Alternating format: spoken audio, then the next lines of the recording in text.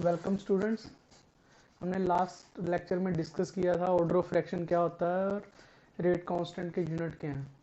अब बस order of fraction और रेट लॉ एक्सप्रेशन भी हमने पढ़ा था। अब हम देखते हैं, आपको मैंने रेट लॉ एक्सप्रेशन के बारे में समझाया था। उसमें जो हम ऑर्डर कैलकुलेट करते हैं with respect to a reactant, वो एक्सपेरिमेंटली कैलकुलेट किया जाता है डाटा से। तो उसकी ये एक एग्जांपल है हाउ टू डू दैट। ये एनसीईआरटी की बुक में गिवन है। जैसे ये आपको डाटा दिया है सारा, ये इनिशियल कंसंट्रेशन है नाइट्रिक ऑक्साइड की, ये ऑक्सीजन की है, ये rate of formation of NO2 है नाइट्रोजन पर ऑक्साइड, और ये जो है ये इक्वेशन गिवन है। इस रिएक्शन के इस इक्वेशन के बेस पे हमने इसका रेट लॉ एक्सप्रेशन लिखना है। तो आपको बताया था इसकी पावर हमने कैलकुलेट करके लिखनी होती है, एक्सपेरिमेंटली डिटरमिन करके लिखनी होती है। तो वो हम करना सीखेंगे। ये हमको एक्सपेरिमेंटल डाटा गिवन है, इससे हम देखेंगे order with respect to nitric oxide कितना आता है, order with respect to oxygen कितना आता है। फिर जब हम उसको लिख देंगे तो वो रेट लॉ एक्सप्रेशन बन जाएगा। तो हाउ टू डू दैट। तो जैसे ये डाटा है, इसको सॉल्व कैसे करेंगे। इसको सॉल्व करने के लिए जैसे ये इनिशियल रेट ऑफ फॉर्मेशन दी है, हम कोई भी दो रेट लेंगे जिसमें एक कंसंट्रेशन, मतलब एक रेक्टेंट की कंसंट्रेशन सेम हो और दूसरे रेक्टेंट की कंसंट्रेशन में चेंज आया हो। उसमें उससे हम कैलकुलेट कर सकते हैं जिसकी कंसंट्रेशन चेंज हुई है, उसकी कंसंट्रेशन चेंज होने से रेट ऑफ रिएक्शन कितना चेंज हुआ। तो हम ऑर्डर उस with respect to that reactant calculate कर सकते हैं। देखिए जैसे अब जैसे ये वाला केस है, फर्स्ट और सेकंड एक्सपेरिमेंट है ये। इसमें क्या गिवन है, ऑक्सीजन की कंसंट्रेशन कांस्टेंट है और कंसंट्रेशन चेंज किसकी हुई है, नाइट्रिक ऑक्साइड की। कितनी हुई है, 0.3 से 0.6 होगी दूसरे एक्सपेरिमेंट में, और रेट इतना चेंज हो गया। इससे हम कैलकुलेट कर सकते हैं। देखिए कैसे। So to solve that, to calculate order with respect to A जैसे यहां नाइट्रिक ऑक्साइड है तो हम ये नाइट्रिक ऑक्साइड ले लेते हैं। ऑर्डर किसके विद रिस्पेक्ट टू है, जिसकी चेंज हुई है। तो हम क्या करेंगे, सेकंड रेट ऑफ फॉर्मेशन को फर्स्ट रेट ऑफ फॉर्मेशन से डिवाइड कर देंगे। कौन सी टर्म को डिवाइड करना होता है, ऑब्वियसली जो बड़ी है टर्म उसको छोटे वाले से डिवाइड करेंगे। So we will divide rate 2 divided by rate 1। ये इसका मतलब क्या है, देखिए रेट 2 डिवाइडेड बाय रेट 1। जैसे आपको एक्सप्लेन किया था कैसे लिखते थे, जो भी रेक्टेंट है उसकी कंसंट्रेशन जिसके with respect to order calculate करना है, अभी हमको पता ही नहीं है कितना, तो हमने अल्फा लिख लिया। और ऑक्सीजन के विद रिस्पेक्ट टू भी नहीं पता तो उसका हमने बीटा लिख लिया। ऐसे ही नीचे के NO power alpha O2 power beta, ये जनरल एक्सप्रेशन है। रेट तो सेम ही बनेगा, बट अब ये वैल्यूज पुट करेंगे हम। रेट 2 हमको गिवन है 0.384, डिवाइड कर दिया रेट 1 से 0.096 इक्वल टू के। नाइट्रिक ऑक्साइड की कंसंट्रेशन फर्स्ट में गिवन है 0.3 पावर अल्फा, इसका भी गिवन है 0.3 पावर बीटा, इसकी कंसंट्रेशन सेकंड में है 0.6 पावर अल्फा, और इसकी सेम है कांस्टेंट है 0.30 पावर बीटा। तो ये तो हो गया कैंसल, और इसको आप डिवाइड करोगे तो ये आपका आ जाएगा, सॉरी ये 0.6 ऊपर आना था, सेकंड वाला हमने ऊपर लिखना था, ये 3 नीचे लिखना था, माय मिस्टेक।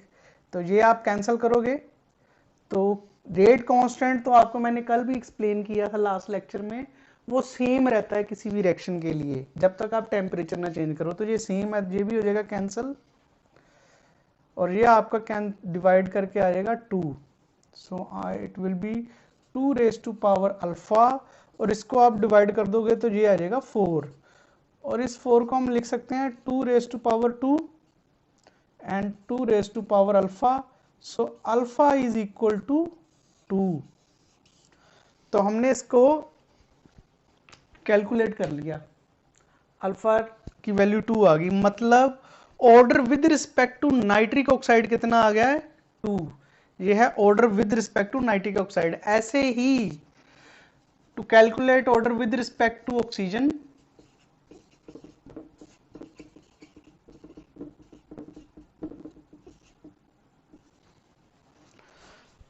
हम वो वाली वैल्यू अब लेंगे जिसमें ऑक्सीजन की कंसंट्रेशन चेंज हुई हो और नाइट्रिक ऑक्साइड की कंसंट्रेशन सेम हो। जैसे इसकी सेम है फर्स्ट और थर्ड में, और ऑक्सीजन की चेंज हुई है फर्स्ट और थर्ड में।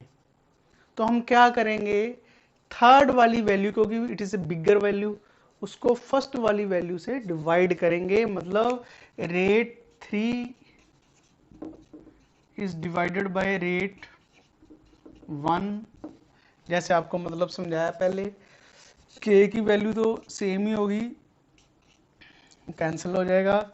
रेट थर्ड में नाइट्रिक ऑक्साइड की कंसंट्रेशन हमने पहले लिखनी है, वो आपको दी हुई है 0.30 पावर अल्फा।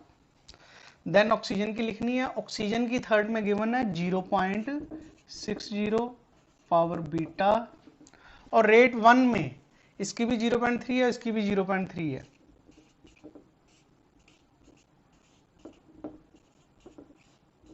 ये तो हो गया कैंसल, ये भी कैंसल, और ये आप इसको कैंसिल करोगे तो ये आ जाएगा 2, इधर 1 आ जाएगा, ये 2 आ गया। तो ये आंसर, इधर रेट की वैल्यू को भी ऐसे ही कर देंगे डिवाइड। रेट कितना गिवन है आपको 0.192 डिवाइडेड बाय 0.096, और ये सारा सॉल्व करके इधर आ जाएगा 2 रेज टू पावर बीटा। और इसको आप सॉल्व करोगे, it will also come out to be 2। और इसको हम कैसे लिख सकते हैं, 2 raise to power 1, 2 raise to power beta, और आपका आंसर क्या आ जाएगा बीटा 1। इसका मतलब ऑर्डर विद, तो हमने दोनों का ऑर्डर कैलकुलेट कर लिया है। So order with respect to NO is 2 and order with respect to oxygen is 1। उन्होंने पूछा है राइट रेट लॉ एक्सप्रेशन। अब हमने ये एक्सपेरिमेंटली डिटरमिन किया है कि ऑर्डर कितना है, और अब जब आप रेट लॉ एक्सप्रेशन लिखोगे तो क्या ये आ जाएगा, के NO की पावर आ गई 2 और O2 की पावर आ गई 1। This is rate law expression. और आपको अगर पूछें ओवरऑल ऑर्डर ऑफ फ्रैक्शन कितना होगा, 2 + 1 3 होगा। आप कहोगे ये तो सेम ही आ गया, इसकी 2 और इसकी 1 है तो ये तो सेम आ गया। हाँ सेम आ सकता है, कई केसेस में ये सेम होगा, but not in all cases. तो इसलिए हमको इसको एक्सपेरिमेंटली डिटरमिन करना पड़ता है। और इसको अगर आपको बोला जाए रेट कांस्टेंट की वैल्यू निकालो, तो वो आप वो भी कैलकुलेट कर सकते हो। रेट कांस्टेंट की वैल्यू अगर आपने कैलकुलेट करनी है तो कोई भी इनमें से वैल्यूज ले लीजिए, कोई भी, चाहे ये वाली ले लीजिए। ये इस रेट लॉ एक्सप्रेशन में पुट कर दिए, नाइट्रिक ऑक्साइड की, ऑक्सीजन की और रेट की, उससे आप के को कैलकुलेट कर सकते हो। कोई भी एक लेनी है, चाहे फर्स्ट एक्सपेरिमेंट की ले लो, चाहे सेकंड की ले लो, कोई भी एक लेके आप रेट कांस्टेंट की वैल्यू को भी कैलकुलेट कर सकते हो। तो इस तरीके से हम ऑर्डर ऑफ रिएक्शन कैलकुलेट कर सकते हैं, ओवरऑल भी, इंडिविजुअल रिएक्टेंट के हिसाब से भी, और उसके अकॉर्डिंग रेट लॉ एक्सप्रेशन लिख सकते हैं। तो ये था ऑर्डर ऑफ रिएक्शन। अब नेक्स्ट टॉपिक जो हम करने लगे हैं वो है मॉलिक्यूलैरिटी एंड मैकेनिज्म ऑफ रिएक्शन। क्या होता है मॉलिक्यूलैरिटी का, क्या मतलब है?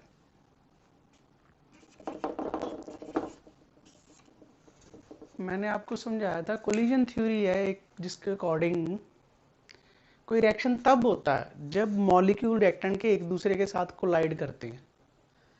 तो वो कितने मॉलिक्यूल या आयन या एटम्स, जब अगर रिएक्शन में एटम हिस्सा ले रहे तो एटम, आयन हिस्सा ले रहे तो ion, molecule if they are taking part then molecule.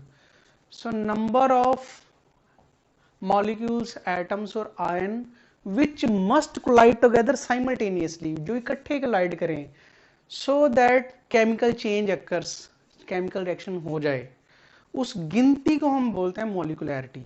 तो मॉलिक्यूलैरिटी क्या है? नंबर ऑफ मॉलिक्यूल्स, आयंस और atoms which must collide together simultaneously so as to bring about a chemical change और chemical reaction, उसको हम बोलते हैं मॉलिक्यूलैरिटी। अब अगर तो कोई एलिमेंट्री रिएक्शन है, एलिमेंट्री रिएक्शन मतलब जो एक स्टेप में ही हो जाता है, वो सिंपल रिएक्शन भी हम बोल सकते हैं, we can call it as elementary reaction also. तो फिर तो जितने मॉलिक्यूल हिस्सा ले रहे हैं उसमें वही मॉलिक्यूलैरिटी होगी। फॉर एग्जांपल जैसे अमोनियम नाइट्रेट की डीकंपोजिशन है, अमोनियम नाइट्राइट की डीकंपोजिशन है to give water and nitrogen, और डाइऑक्सीजनाइड डाइफ्लोराइड की डीकंपोजिशन है, इसमें एक ही मॉलिक्यूल हिस्सा लेता है। तो ये जो रिएक्शन है इनको हम बोलते हैं unimolecular. These are unimolecular reaction जिसमें एक ही मॉलिक्यूल। और अगर कोई रिएक्शन जिसमें two molecules which must collide together simultaneously, then that reaction is called bimolecular reaction. जैसे ये हाइड्रोजन आयोडाइड की डीकंपोजिशन है, so this is bimolecular reaction. और अगर किसी रिएक्शन में तीन molecule, three molecules which must collide together simultaneously, ये जरूरी नहीं है तीनों अलग हों, एक जैसे भी हो सकते हैं, जैसे जो दो एक जैसे हैं, एक ये है। So this is try molecular reaction और टर मॉलिक्यूलर रिएक्शन। तो अब आपने कभी देखा हो जब कोलिजन होता है, मतलब कोई एक्सीडेंट होता बाई चांस, तो दो चीजें आपस में टकरा गई, जैसे दो स्कूटर या साइकिल या मोटरसाइकिल एक दूसरे में टकरा गए, वो आपने ज्यादातर देखा होगा। और तीन इकट्ठे टकरा जाएं बिल्कुल इकट्ठे एकदम से, वो बहुत कम होता है। और चार या पांच टकरा जाएं, ये तो बहुत ही रेयर होता है। तो इस हिसाब से कई ऐसे रिएक्शन तो बहुत स्लो होने चाहिए जिनमें मॉलिक्यूल्स की गिनती ज्यादा है। जैसे सपोज कीजिए ये रिएक्शन है, bromide ion reacts with bromate ion and hydrogen ion to give bromine and water। अब इसमें अगर हम रिएक्टेंट की गिनती देखें तो 6 आयंस हैं, 5 ब्रोमाइड आयन है, देयर इज 1 ब्रोमेट आयन और 6 हाइड्रोजन आयंस हैं। इसका मतलब ये 12 आयन इकट्ठे कोलाइड करेंगे तो तब रिएक्शन होगा। ये तो बहुत ही रेयर है, ये तो फिर रिएक्शन ही नहीं हो चाहिए, ये तो पॉसिबिलिटी बहुत लो होगी, बट ये रिएक्शन तो फास्ट होते हैं। तो इसका क्या मतलब है? ऐसे रिएक्शन में 12 आयंस इकट्ठे कोलाइड नहीं करते, ऐसे रिएक्शन होते हैं कंप्लेक्स रिएक्शन। कंप्लेक्स रिएक्शन क्या कौन से होते हैं? Those reactions which do not take place in one step, जो एक स्टेप में नहीं होते, जो दो या दो से ज्यादा स्टेप में होते हैं, उन रिएक्शंस को हम बोलते हैं कंप्लेक्स रिएक्शंस। सो ये एक कंप्लेक्स रिएक्शन है। तो कंप्लेक्स रिएक्शन में मॉलिक्यूलैरिटी आप इससे सीधा नहीं निकाल सकते, इसको हम अलग अलग स्टेप में लिखेंगे, कौन से स्टेप में रिएक्शन होता है। और वो जो स्टेप का जो सीक्वेंस है, जिस स्टेप में वो रिएक्शन होता है, that sequence is called mechanism of reaction। so mechanism of reaction का क्या मतलब होगा? इसका मतलब होगा sequence of steps या sequence of elementary reaction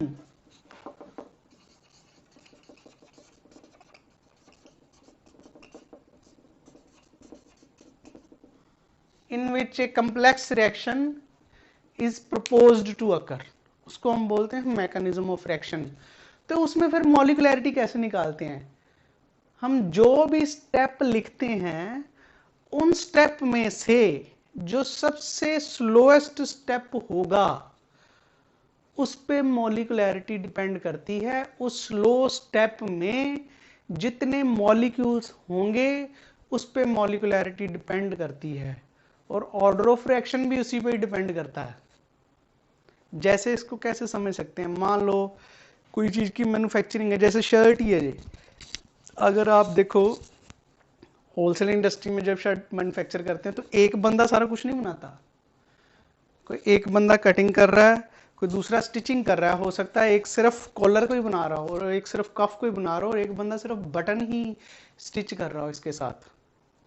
तो मान लो अलग अलग पार्ट अलग अलग डिपार्टमेंट में बन रहे हैं, तो पूरी शर्ट तो तब तक नहीं बनेगी जब तक सारे पार्ट असेंबल नहीं हो गए। मान लो सारे पार्ट बन के आ गए, कफ भी आ गया, ये शर्ट आ गई, इधर बटन भी लग गए, बट ऊपर वाला कॉलर रह गया और उसका बटन रह गया। तो जब तक कॉलर आके जहां फिट नहीं हो गया तो आपकी शर्ट तो नहीं तैयार होगी। तो इसका मतलब शर्ट की रेट ऑफ फॉर्मेशन को कौन कंट्रोल कर रहा है? ये कॉलर की फॉर्मेशन, जो सबसे स्लो स्टेप है। जो सबसे स्लो स्टेप है उससे फास्ट तो नहीं ना शर्ट बन सकती। अगर बाकी सारी आइटम 45 मिनट में आ जाए और कॉलर आपका बन के आता 50 मिनट में, तो 50 मिनट से पहले तो आपकी शर्ट तैयार नहीं हुई। तो क्या हुआ, 50 मिनट में शर्ट तैयार होगी ना।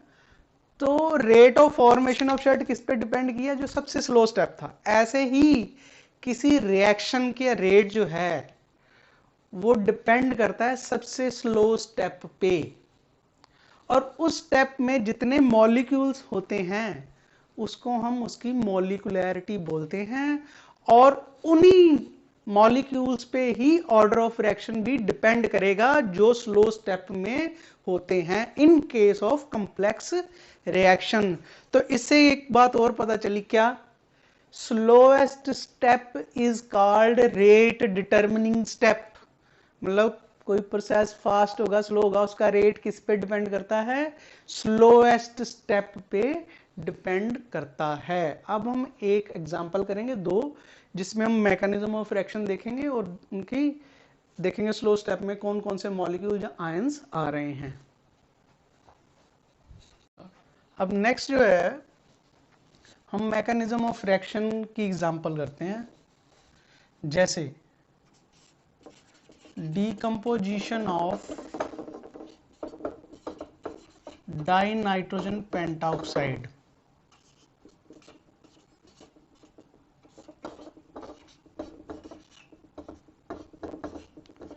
तो ये रिएक्शन है, इसको अगर हम देखें तो जो सेकंड ऑर्डर होना चाहिए, बट ये कॉम्प्लेक्स रिएक्शन है, ये सिंपल रिएक्शन नहीं है, ये एलिमेंट्री रिएक्शन नहीं है, ये दो स्टेप में होता है। अब इसका मैकेनिज्म जो प्रपोज किया गया है वो क्या है? इसके मैकेनिज्म में देखा जाता है, फर्स्ट स्टेप में nitrogen die nitrogen pentoxide decompose होती है NO2 एंड NO3 में। ये इसका स्लो स्टेप है। और सेकंड स्टेप में फिर डाइनाइट्रोजन पेंटाऑक्साइड NO3 के साथ रिएक्ट करती है two gives 3 molecule of NO2 and O2। और अगर आप ओवरऑल रिएक्शन देखोगे तो वही बन जाएगा 2N2O5, NO3 cancel, gives 4NO2, 1 + 3 और ये O2। मतलब जो मैकेनिज्म प्रपोज किया जाता है वो ऐसा होता है कि ओवरऑल रिएक्शन वही बने। तो ये क्या तुक्के से प्रपोज किया जाता है कि अपनी मर्जी है जो मर्जी बना लो? ऐसे नहीं होता।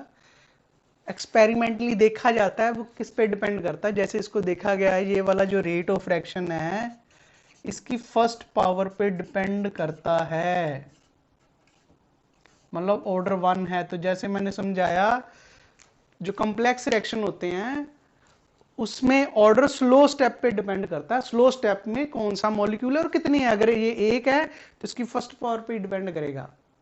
तो ये फर्स्ट ऑर्डर रिएक्शन है और इसमें मॉलिक्यूल भी एक है, तो इट इज यूनिमॉलिक्यूलर रिएक्शन।